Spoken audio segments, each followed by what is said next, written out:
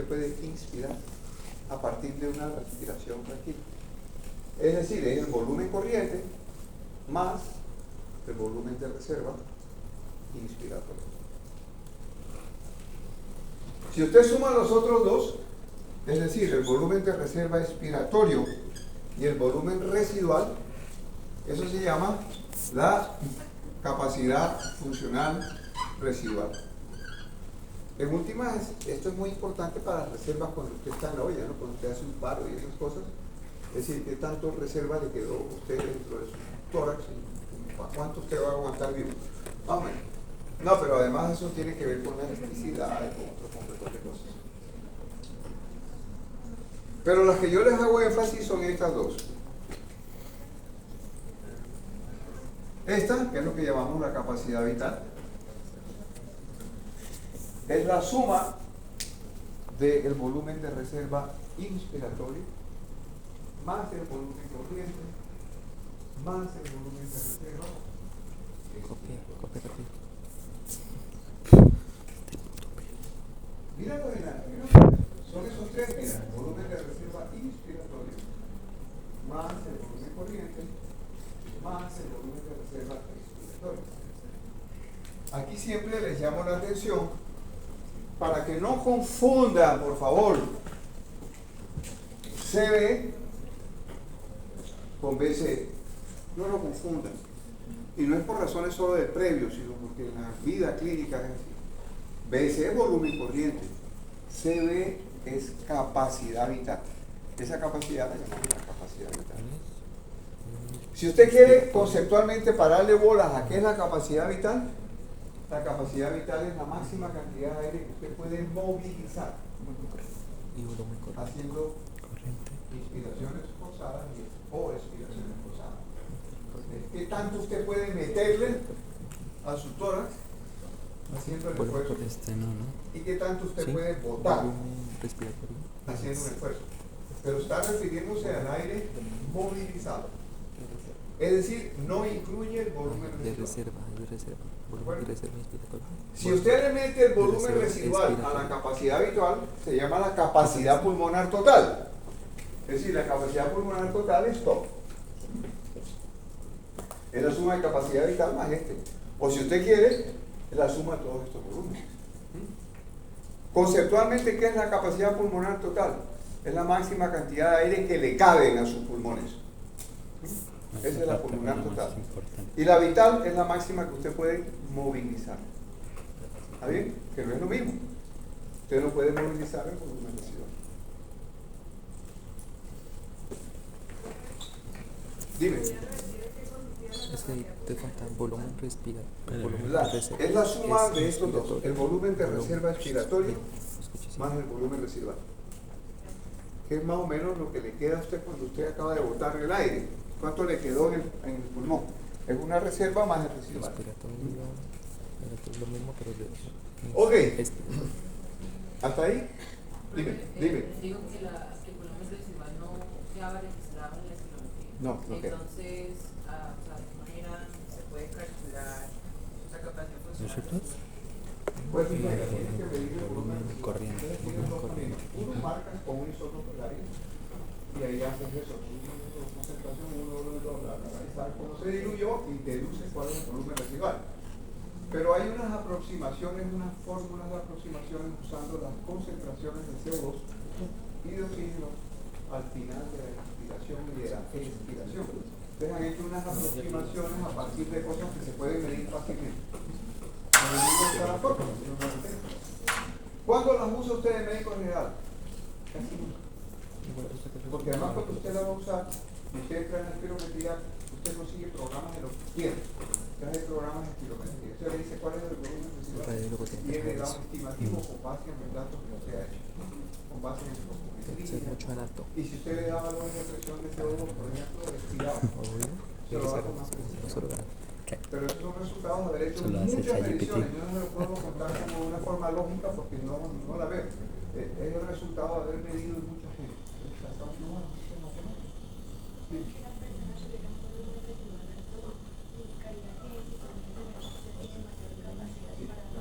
Oiga, ¿sabe quién está viendo? Sí. gases. Pero lo mismo que- Por eso, Bien, en sí, la hay que reanimación cardiopulmonar, fíjense que ahora, bueno, además por razones de contagio, ya no hacen tanto énfasis en la respiración boca a boca. Hacen énfasis en el masaje cardíaco para suplir el oxígeno a través de la sangre. Pero porque usted tiene un ratico, ratote, con oxígeno en la sangre. Todavía se hace infectando el pulmón a pesar de que lo está respirando. Entonces, lo que se tiene que garantizar es que la sangre recoja el oxígeno y lo lleve al cerebro, por ejemplo. Entonces te dicen, haga masaje. Respiración sí, pero primero haga masaje cardíaco, ¿no? Okay. Bien, hasta ahí. Realmente es muy fácil. Es una bobada. Vámonos para los flujos entonces. ¿De acuerdo?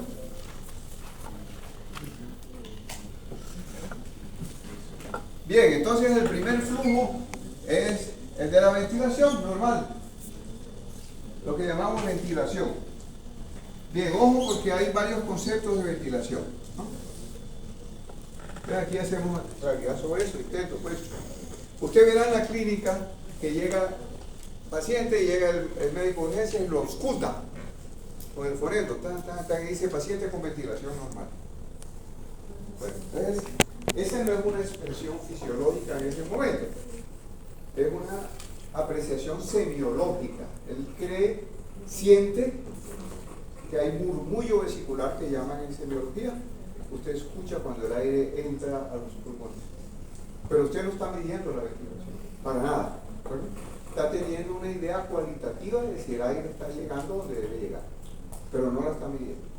En fisiología o en espirometría, la ventilación de reposo es cuánto aire usted moviliza por minuto. Fíjense que son flujos. Ya vamos a hablar por tiempo, ¿no? ¿Cuánto aire usted movilizó por minuto? Esto es una analogía al gasto cardíaco. ¿Qué es el gasto cardíaco? Ah, ustedes no lo han visto, ¿no? Perdón. Sí, gasto cardíaco es cuánta sangre bombea el corazón por minuto. Si usted siempre respirara lo mismo, siempre respirara el mismo volumen en reposo, los 500 mililitros, ¿qué necesita para saber cuánto movilizó en un minuto? ¿Qué necesitaría? ¿Ah? No, porque saber cuánto respiró en un ciclo. Pero yo quiero saber cuánto respiró en un minuto, porque esa ventilación es aire movilizado en un minuto. Entonces, ¿cuántas veces respiró? Digo, claro, así es fácil, ¿sí o no? Entonces, si el mar respiró 500 mililitros y el mar respiró 12 veces, pues súmelo, ¿no? 500 más 500 más 500 más 500, 12 veces. Eso en aritmética se llama una multiplicación, ¿sí o no? Es decir, usted coge 500 y lo multiplica por el número de veces que la persona respiró. Y ese número de veces que la persona respiró se llama frecuencia respiratoria. ¿Está bien? Entonces, la ventilación de reposo, que se representa generalmente como una V con un punto arriba, es igual al volumen corriente, que es lo que usted moviliza en una respiración, multiplicado por la frecuencia respiratoria, el número de... Asumiendo que la persona está respirando siempre el mismo volumen, ¿no? Lo cual no es cierto. Lo mismo con el corazón. Usted, gasto cardíaco, usted dice cuál es el volumen del latido, de un solo latido del corazón, y lo multiplica por el número de veces que latió en el minuto. Es la misma vaina. Pero ahí usted está asumiendo que el volumen del tocazo del corazón siempre es el mismo. Y no es cierto. Ya verán que depende de la precarga, de la poscarga, del neutropismo, y no sé cuántas caras más. Muy bien. Entonces, nueva advertencia con la cosa clínica, ¿no? Entonces llega un paciente, bueno, ¿cuánto sería primero? El volumen corriente está alrededor de 500. ¿Cuántas veces respira usted por minuto? Entre 12 y 18 en reposo.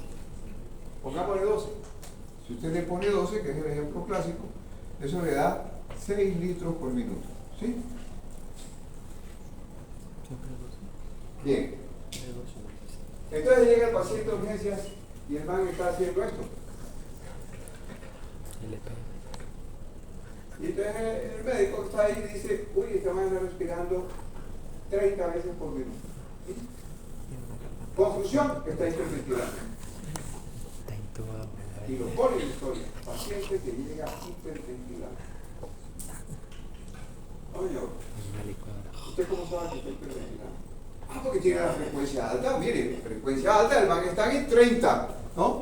30, multiplique 30 por 500, pero eso le da 15 litros por minuto, es el man está hiperventilando. ¿Y usted le midió esto? Ah, no se lo medí. ¿Y usted cómo sabe si el man estaba al contrario? Estaba, es decir, lo que está moviendo son 100 mililitros, por ejemplo, no 500. Si el tipo está con 100 por 30, le da 3 litros por minuto. Ese tipo está hipoventilado. Pilas con eso, ¿no? Entonces no confunda frecuencia cardíaca con ventilación.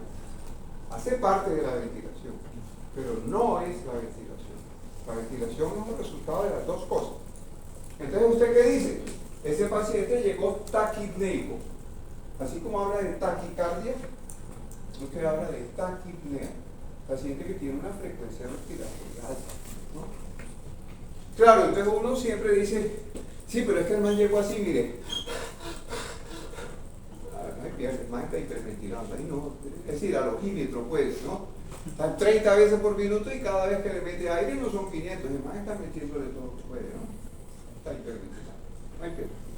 Entonces, pero sea cuidadoso. Entonces no confunda taquipnea con hiperventilación, ese es el mensaje.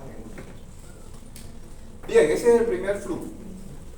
Otro flujo que casi nunca medimos es la ventilación voluntaria máxima. Y usted pone al paciente a que respire lo más rápido que pueda y lo más profundo que pueda. Como si estuviera usted jugando, pegando un pique de 100 metros planos. No, en 100 metros planos usted no respira, usted respira después. Sí, si respira pierde. En 100 metros planos casi todo es energía anaeróbica. Usted no respira. Queda con defecto, con déficit de oxígeno y después compensa hiperventilando. ¿Qué? Usted puede llegar a tener 120, 150 litros por minuto en una ventilación voluntaria máxima. ¿De acuerdo? Comparado con reposo, 6 litros por minuto. Es un montón. Es decir, la posibilidad de variabilidad de su ventilación es muy grande. ¿De acuerdo? Pero esas son las cosas que usamos en la clínica. No, casi no se usa. Pues la ventilación de reposo sí, pero casi no se usa. ¿Cuáles son las de utilidad? Las de utilidad son las que de verdad ponen al paciente a pelear contra el reloj. Esta podría ser ventilación voluntaria máxima, pero se puede más trastornarnos. Si él hiperventila, hace una alcalosis respiratoria. Entonces, usted no lo hace casi nunca. Entonces, ¿qué es lo que usted le dice, hermano? Usted le dice, mire, respire tranquilo, inspire el máximo, téngalo manito. Cuando yo le diga, bote, usted lo va a botar lo más rápido que pueda. El hermano lo retiene y usted le dice, bote, hermano. Y sigue respirando. ¿De acuerdo? Entonces, usted dice, este es el tiempo cero, aquí empezó a botar. ¿De acuerdo? Y yo quiero ver, podría decir, ¿en cuánto tiempo botó todo? ¿Botó todo qué? La capacidad vital.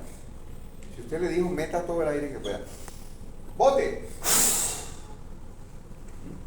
Esa es la prueba que se hace en expiración forzada. ¿De acuerdo?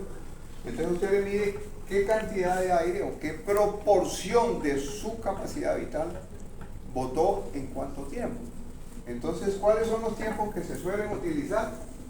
1 segundo y 3 segundos. Entonces, lo llaman la fracción expiratoria forzada en 1 segundo o la fracción expiratoria forzada en 3 segundos. ¿Por qué es una fracción? Porque es un pedazo de. ¿Pedazo de quién? De la capacidad vital. La capacidad vital es el 100%. ¿Qué tanto botó en el primer segundo? Entonces, ¿usted qué hace? Este es el tiempo cero, usted mide de aquí para acá 1 segundo. Digamos que es aquí, invento, aquí es 1 segundo. Entonces usted traza una vertical y se cruza aquí. ¿Cuál es el 100%? El 100% es eso, su capacidad. ¿Cuánto votó ese man? Ese man votó de aquí hasta aquí. Entonces digamos que esto, no sé, si están midiendo en centímetros, digamos que esto le dio 10 centímetros y aquí el tipo votó 6 centímetros. Es decir, el tipo votó el 60% en el primer segundo, ni más ni menos. Ahora usted mide hasta 3 segundos. Si fuera 3 segundos, ¿cuánto votó ese señor en hasta el tercer segundo? Dígame. 40%. ¿En el tercer segundo? No, ya está respirando otra vez. Está respirando otra vez, se manda el rato que lo votó todo, ¿sí? En el tercer segundo ya la arrancó de nuevo. Es decir, en el tercer segundo, en este ejemplo, ya votó el 100%. ¿De acuerdo? En este ejemplo.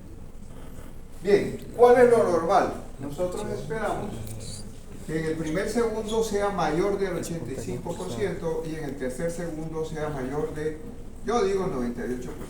Aquí hay peleas, ¿no? Que si el 95, que si el 98, que si el 100. Pobre 98. La mayoría de ustedes, ¿cuánto votan en 3 segundos? El 100%.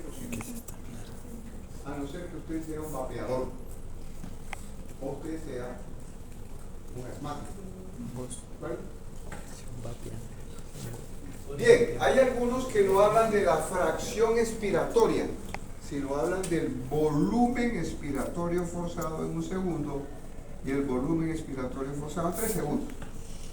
Yo prefiero la fracción, porque los volúmenes dependen de su capacidad vital y cada persona tiene una capacidad vital diferente. ¿De acuerdo? Entonces, tener tablas de volúmenes, pues sí, se usan tablas de volúmenes. En cambio, con fracción yo estoy midiendo el paciente comparado con él mismo. ¿De acuerdo? Porque yo mido el 100% de él, de su capacidad vital y qué porcentaje vota en 2 momentos distintos. ¿Hasta ahí vamos? Las medidas de los flujos son el mejor indicador para procesos obstructivos. En fisiología respiratoria, la mayoría de las enfermedades se pueden rotular en 2 grandes categorías: problemas restrictivos y problemas obstructivos. Los problemas restrictivos son aquellos en los que hay una disminución de la superficie de intercambio alveolo-capilar. Le falta un pulmón, hermano.